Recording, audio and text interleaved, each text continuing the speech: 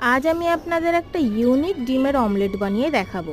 এই ইউনিক রেসিপিটা দেখছি আজকাল সবাই ট্রাই করছে, তাই আমিও চলে এলাম আজকে ট্রাই করতে। প্রথম এই বেগুনগুলোকে এইভাবে গোল গোল করে কেটে নিতে হবে, আর বেগুনের ভেতরের অংশগুলোকেও কিন্তু খুব ছোট ছোট পিসে কেটে নিতে হবে।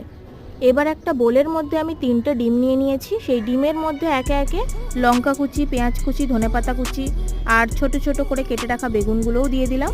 তারপরে গুঁড়ো মশলা দিয়ে দেবো স্বাদ অনুযায়ী, নুন, লঙ্কা গুঁড়ো আর ম্যাগি মশলা। ম্যাগি মশলাটা অপশনাল, আপনারা চাইলে দিতেও পারেন, নাও দিতে পারেন। এবার এই সব কিছুকে খুব ভালো করে মিশিয়ে নিতে হবে। তারপর চাটু বসিয়ে নিয়েছি। চাটু গরম হয়ে গেলে দিয়ে দেবো তেল। তেলটা গরম হয়ে গেলে বেগুনগুলো এপিট ওপিট করে সেঁকে নিয়ে তার মধ্যে ওই মিশ্রণটা ঢেলে দেবো। ডিমের মিশ্রণটা দেওয়ার পর বেগুনগুলো এপিট ওপিট করে ভেজে নিলেই ডিম বেগুনের অমলেট পরিবেশনের জন্য তৈরি হয়ে যাবে। আমি এই অমলেট রুটির সঙ্গে খেয়েছিলাম, খেতে কিন্তু দারুণ হয়েছিল। আপনারাও